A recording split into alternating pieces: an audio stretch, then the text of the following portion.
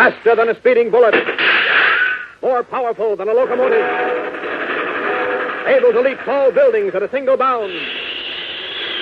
Look, up in the sky. It's a bird. It's a plane. It's Superman.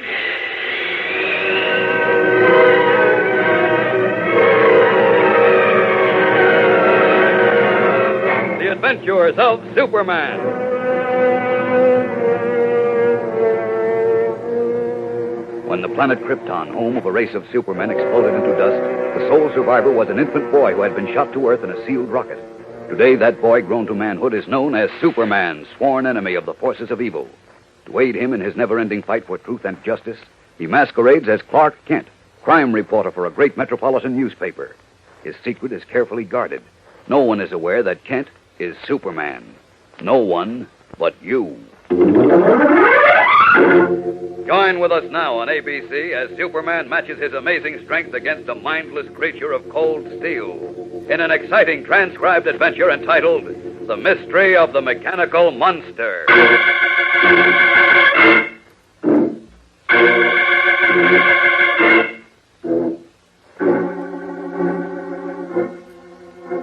Since the beginning of time, man has ever sought to conquer the elements, to harness the unlimited forces of nature.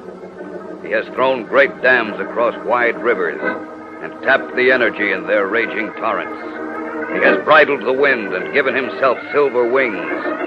He has captured and stored the heat of the sun and the moisture of the rain. Yes, he has even split the atom, for better or for worse. These things man has done, and more. But it is not enough. It is not enough that he has mastered the wind and the water, the sun and the rain.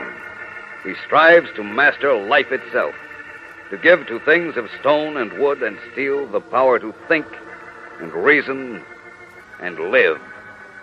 This is the story of one such man, the story of a mindless dream come true. The story of a mechanical monster.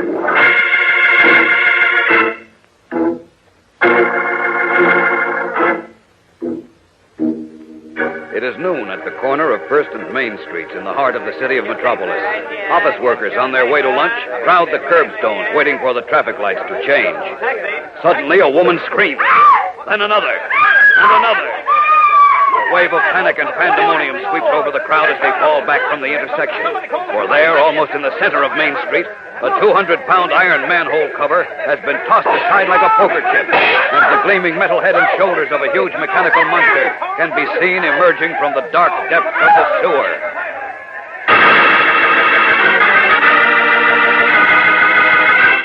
The shocking, almost unbelievable news travels like wildfire by radio. 5,000 people were eyewitnesses today to the startling appearance of a mechanical monster. By newsboy. Extra, read all about it. Mechanical monster loose in city. By word of mouth. Hey, I seen it, I tell you. I seen it with my own two eyes.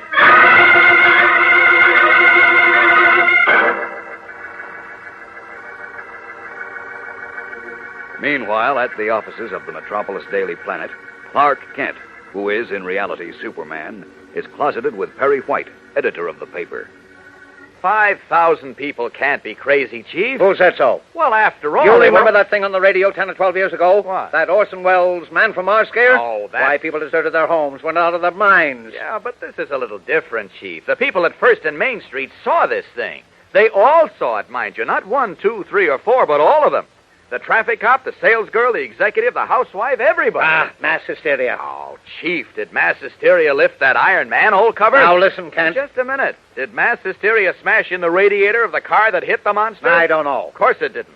All the eyewitness accounts tally. They do not. What? One man said it was made of metal. Another said it was made of painted wood. Another said it was a giant in a suit of armor. I know, but this much they all agree on. They saw the head and shoulders of a huge creature coming out of the sewer opening. A car hit it and it dropped out of sight. And how come the police found no trace of it when they searched the sewer? Well, by the time they got there, it was gone. Gone where? Back to its hotel room? Oh. Or maybe to the drugstore for a chocolate mullet? After all, even a monster has to eat, Chief, you've heard of the mechanical brain. Well, what about it? Well, it can add, subtract, multiply, and divide up into the millions. But it can't walk through a sewer, and it can't stick its head out of an open manhole, and it can't disappear into thin air. Well, maybe someone has invented one that can. Maybe you've been going to too many Boris Karloff movies. Now, look, forget it, Kent. Forget it. Something like this always pops up. If it isn't flying disc, it's... Mr. White! How many times have I told you not to barge in here without knocking? Couldn't help it. This just came over the police teletype. What is it, Beanie? I'll take it. Great Caesar scopes. What happened, Chief? They've cornered the mechanical monster in Pines Bridge Park.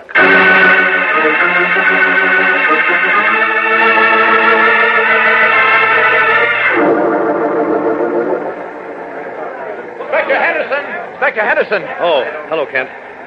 Hey, close your men in on the south side, Riley. Yes, sir. Keep that circle tight. Oh, what's the story, Inspector? Oh, Kent, don't bother me now, will you, please? Malone, get those tear gas guns off that truck and move fast.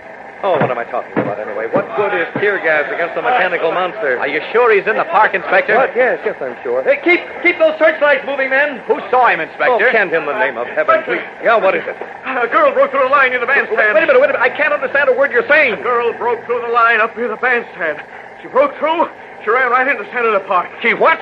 Well, we didn't have a chance to stop her. Before we knew it was happening, we lost her in the dark. You mean to tell me that there's a girl in there now with that monster? Yeah, she must be crazy. Oh, good heavens.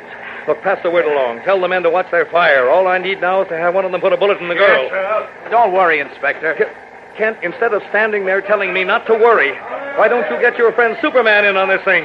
If ever we needed him, we need him now. Inspector, no sooner said than done. See you later. Melting into the darkness behind the battery of high-powered searchlights, Clark Kent swiftly makes the transformation from the mild-mannered, bespectacled reporter to his true role of Superman. Then, leaping high into the air, the only human being who numbers among his other amazing powers the power of flight, hovers like some great red and blue bird above the park, his sharp, all-seeing eyes piercing the darkness below, a darkness made more fantastic by searching fingers of light. Suddenly, he spots his quarry. Turning in midair, every muscle in his powerful body tense and taut, he swoops down like a diving hawk and lands on a tree-bordered path. Directly in front of him, lumbering up the path like some huge creature spawned in the dark horror of a nightmare, is the mechanical monster.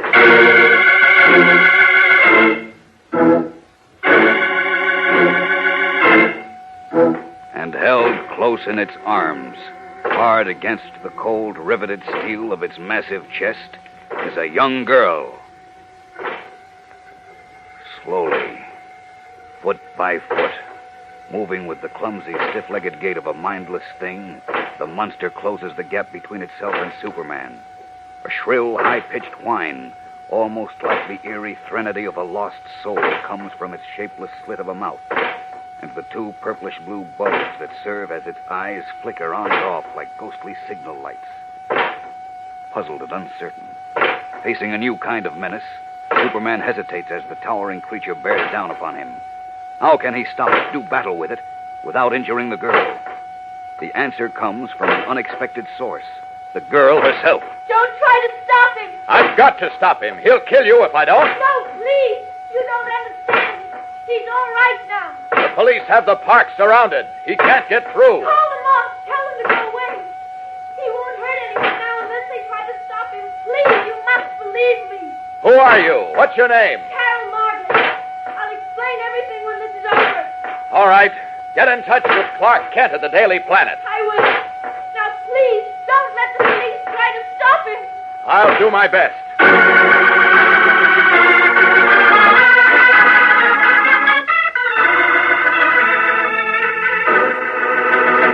But Superman, look, that girl must be out of her mind. I don't think so, Inspector. She seemed to be controlling the monster. He had her in his arms, but she wasn't hurt or afraid. Well, then I'm going out of my mind. Will you call off your men? Look, what if she is crazy?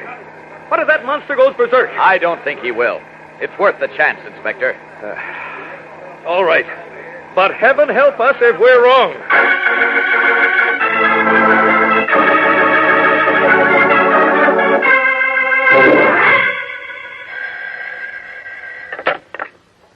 Yes. Governor Landry calling, Mr. White. I'll put him on. Hello, Governor. Yes, Governor, yes, I know. Yes, of course. Absolutely. Yes, you can be sure I will. Right. Oh, now what? Commissioner Flynn of the State Police, sir. All right, put him on. Hello, yes, this is Perry White. Yes, I know all about it. I'm trying to locate him now. I said I'm trying to locate him now. What would you like me to do? Hang myself? Well, that's too bad. Go ahead, Commissioner. Go as high as you like. Loudmouth, smart aleck. No more calls. I don't want to talk to anyone. Is that clear? Yes, sir. Where is that Clark Kent? You looking for me, Chief? Looking for you? Looking for you? Well, whatever gave you that quaint idea? Why should I be looking for you?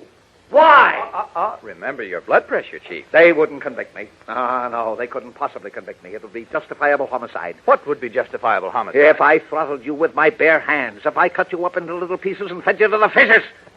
Obviously, I've done something wrong. Wrong? You've done something wrong, did you say? Oh, no. Heaven forbid. How could you do anything wrong? All right, out with it. What have I done? No, you don't know, do you? Frankly, no. You don't know that you let the biggest story of the year slip through your fingers. You don't know that with the help and cooperation of that muscle-bound friend of yours, that empty-headed, addle-pated, thick-necked, lantern-jawed oaf who calls himself Superman, you don't know that with his kind assistance, you managed not only to miss a sensational story, but you also succeeded in throwing this city into panic and bringing the wrath of heaven down on my head. Is that all? Is that all? Is that all? Isn't it enough that people are cowering behind locked and bolted doors? Isn't it enough that the entire city is in panic? Isn't it enough that I've had frantic calls from the mayor, the governor, the president of the city council, and the commissioner of the state police? Because Superman didn't capture the mechanical monster? No, because the moon is made of green cheese. Now, what do you think? I explained it all to the rewrite men when I phoned in. You explained what? Why Superman couldn't stop the monster. Why he talked Inspector Henderson into calling off the police. And that's another thing. Poor Henderson. He's a nervous wreck. Everybody's got him on the clock. I'm sorry about that, but then who cares whether you're sorry or not? What I want to know and what I want to know fast is, where is that mechanical monster? Well, now, wait a minute. Before you answer, if you say you don't know, you can turn around fast, walk out of here, and never come back. Kent, where are you going? Just following orders. You close that door and come back here. Close it, I said.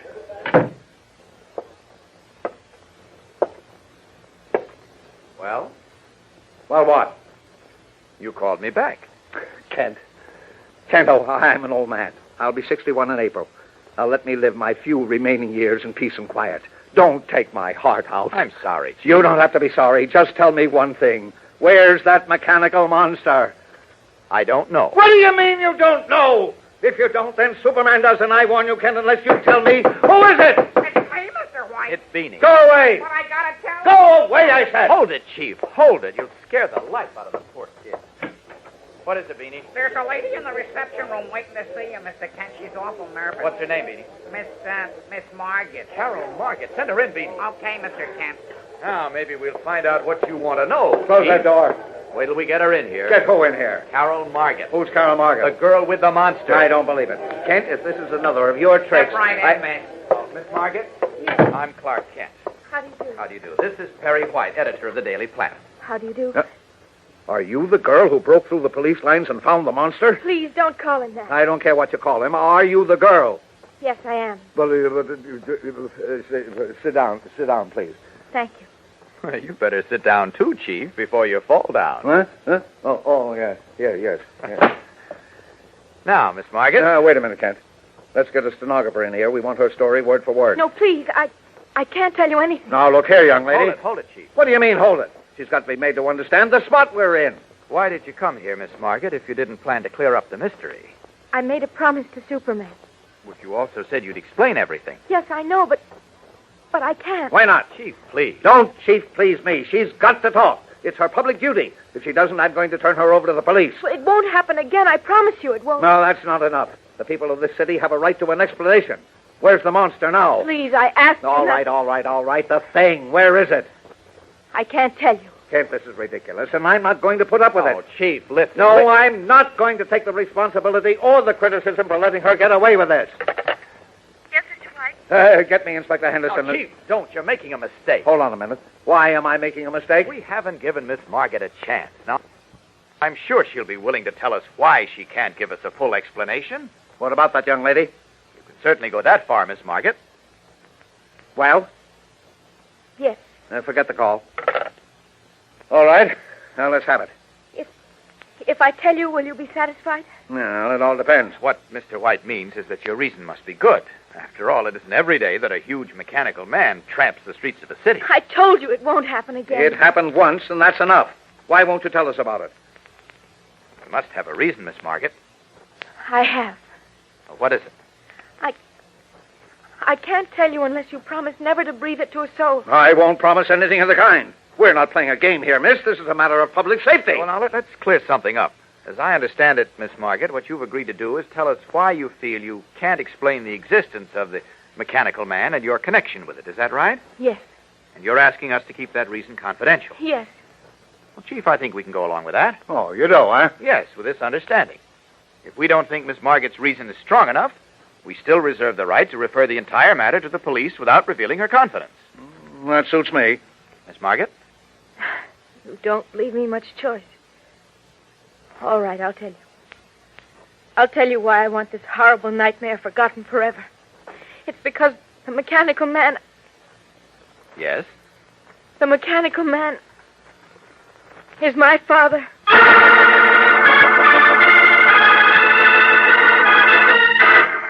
We'll be back for the startling solution to the mystery of the mechanical monster in just a moment. But first, here is your ABC announcer.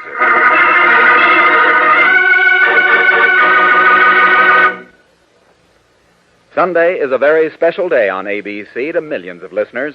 Favorite people like Walter Winchell, Drew Pearson, Luella Parsons, and Jimmy Fiddler all are included in the Sunday lineup. The afternoon brings film actor Edward Arnold portraying Mr. President, the lovely voice of young singing star Betty Clark, and the greatest story ever told offers a moving half hour of drama from the Bible. Other highlights for Sunday on many ABC stations include Stop the Music, The Amazing Mr. Malone, Chance of a Lifetime, and Music with the Girls, which stars the all-girl orchestra and chorus with the top songs and music of the current Broadway and motion picture successes. Many of these favorites can be heard by you over this ABC station. So listen tomorrow, won't you? And remember, ABC is dressed in your Sunday best. Yes, be sure to listen to Walter Winchell, Stop the Music, Luella Parsons, Drew Pearson, and many other great Sunday highlights over ABC, the American Broadcasting Company, tomorrow. And now, back to the adventures of Superman and part 2 of the mystery of the mechanical monster.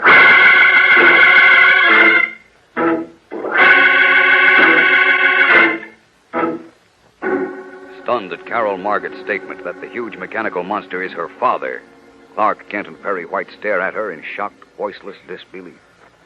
Finally, Kent breaks the silence. You know what you're saying, Miss Margaret? Yes, I know. Now, what do you mean he's your father? How can a mechanical man be your father? If you believe that, young lady... No, you don't understand. I meant that my father designed him and built him. I meant that everything he does is done at my father's bidding. He's my father's slave. You didn't say that. You said the mechanical man was your father. I don't remember, but if I did, it's almost true. For better than a year now... Don't stop, Miss Margaret. No, I mustn't say any more. You promised if I told you the reason that... All right, you don't have to tell us any more if you don't want to. Kent, are you crazy? We don't know any more than we knew before. Who's her father? Where is he? Why did he build that monster? I think Miss Margaret's reason for not wanting to tell us any more is good and sufficient. No, is that so? Yes. Well, have another think for yourself, because I don't. You promised, Mr. I White. said if your reason was good enough. It isn't. Your father, whoever he is, created panic in the heart of Metropolis with that mechanical thing. 7 people were injured. Luckily, no one was trampled to death. I know all that, but I told you it won't happen again. It shouldn't have happened the first time. Chief, we're not getting anywhere. You may go if you wish, Miss Margaret. Thank you. Now, just a minute. I appreciate your coming in. Did you hear me? Goodbye, Miss Margaret. Goodbye, Mr. Kent. Thank you again. Kent! Take it easy, Chief. No, you Just stop spluttering and listen to me now. I had to let her go. Why? In the name of heaven, why? In order to learn something, I'm going to follow Oh, her. no, you're not. You're through. You're finished. Well, we'll discuss that later. Kent, come back here. I haven't time. I've got to follow her. Then I'm going with you.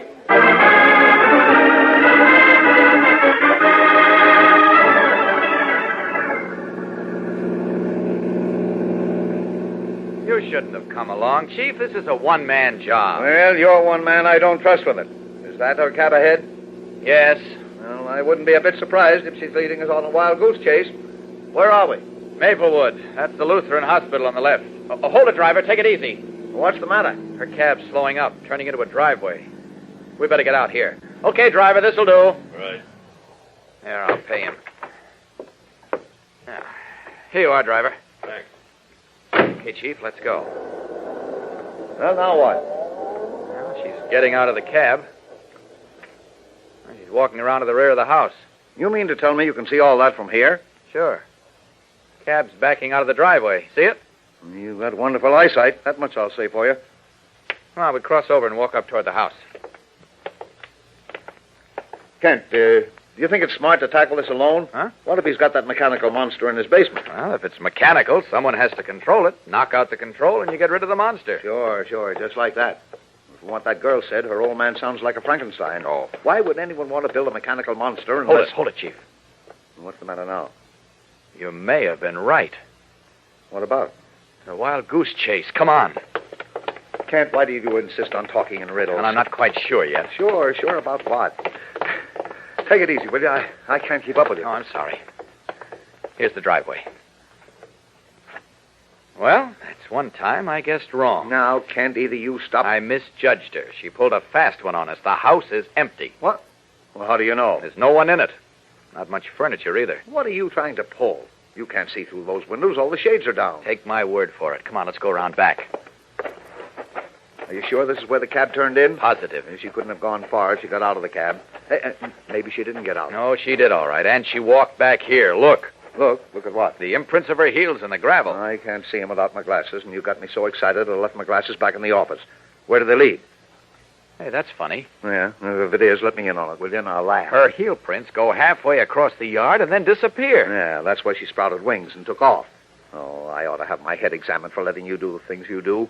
I knew I should have turned that girl over to the police, but no, I had to get soft again. I let Great you... Scott! Now, what brilliant deduction have you come up with? No deduction, just a discovery. A brilliant one, I'm sure. Come here and take a look. Look at that. And now, what's so special about that?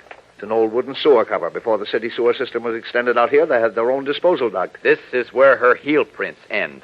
Well, let me get the cover off. You're not suggesting she climbed down there? Would be. Well, what for? Just an old abandoned sewer duct? Well, there's an iron ladder and some fresh gravel at the bottom of it. This is where she disappeared.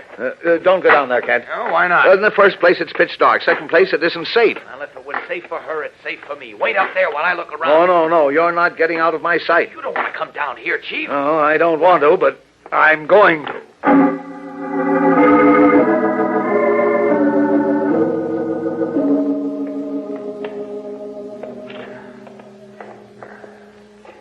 Well, let's turn back, Kent.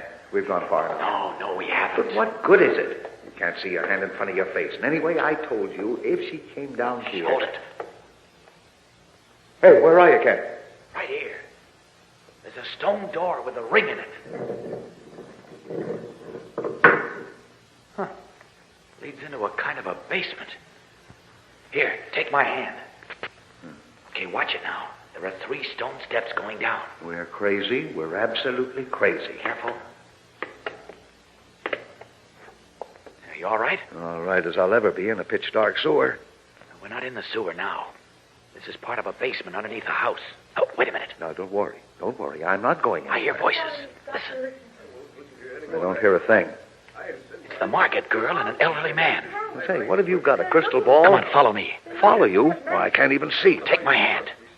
Softly now. Okay, that's far enough. Father, you can't go on like this. You've got to stop. Do you hear the voices now? Yes. I'm too close to The man's her father. Don't you see what's going Where on? are There's a basement adjoining this one. We're standing at a connecting door. Father, What do we do? I'm going to open the door. Here goes. Oh, Hello, Miss Margaret. Carol, who are these men? What are they doing in here? please go back the way you came. Who are they? How did they get here? Is he your father? Yes, please, Mr. Kent. Carol, Yes, Father. who are these men? They're from a newspaper. Mr. Kent, he's not well. Please don't get him into a rage. Here, let me handle this. Sir, my name is Perry White. I don't think we've ever met. I'm Dr. Margaret. I have no desire to meet you. What are you doing trespassing in my private laboratory? Well, what are you doing, building mechanical monsters to scare people to death? Mr. White. Chief, take it easy. How dare you call my creation a monster? How dare you? Well, what do you call it? The answer to man's salvation. Man is destroying himself on the altar of his own greed. Father. His flesh dies from disease and his mind is poisoned by fear and frustration. I am creating a new race of men to take the place of those who failed. Father, please. Behind that curtain is the first of my mechanical brain children. Soon there will be others. Not if I can help it. You dare to challenge me? You dare! Father. But of course, you are human and riddled with fear. You must be destroyed. I draw the curtain. Behold your mechanical executioner. Father, no. Just a minute, Dr. Margaret. Stand back. I throw a switch. Spin a dial. Destroy them. He's coming at us. Destroy these feeble humans. Destroy them. Stand back. I'll take care of him. Leaping to a table, Clark Kent smashes the large light bulb suspended from the ceiling, plunging the cavernous basement room into darkness. Then, dropping to the floor again, he faces the huge mechanical creature with its two blinking purple eyes. Fools! Darkness cannot save you! Plunging at the monster, Kent, now in his true role of Superman, smashes his fist into the blank metal face. The monster reels drunkenly, and the eerie whine of its mechanism fluctuates. But still it comes on, its gigantic arms extended, blindly searching for its prey. Destroy! Destroy! Determined to put an end to the madness, Superman leaps from the floor and tackles the huge creature above its stiff-jointed knees. For a timeless moment, it sways like a towering tree in the wind, and then, losing its balance, it crashes down on the cement, its riveted body breaking apart.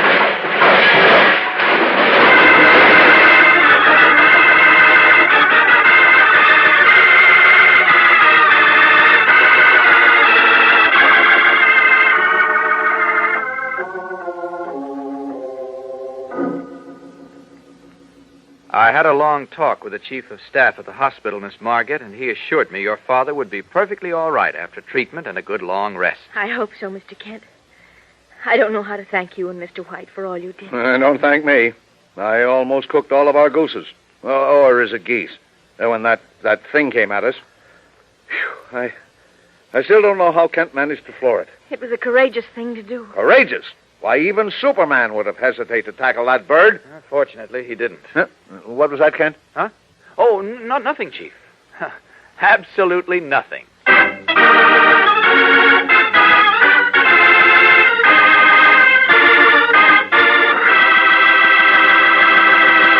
And so ends the mystery of the mechanical monster on The Adventures of Superman, which come to you now each week at this same time over many of these same ABC stations.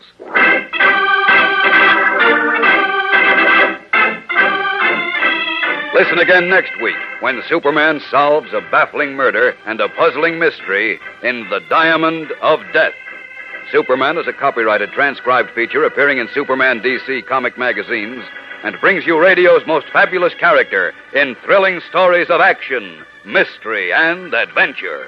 So be sure to listen when you hear the familiar cry, faster than a speeding bullet, more powerful than a locomotive, able to leap tall buildings at a single bound. Look, up in the sky. It's a bird. It's a plane. It's Superman.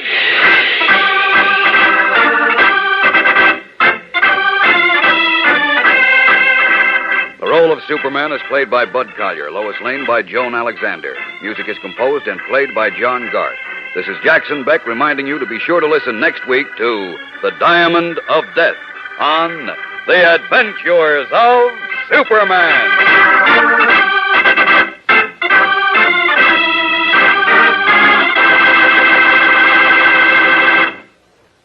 Now a listening reminder. Next Saturday night, Superman will be heard at an earlier time. You won't want to miss a single one of these thrilling dramas. So check your local newspaper for the exact hour. And be sure to hear Superman next Saturday at its new time. This is ABC, the American Broadcasting Company.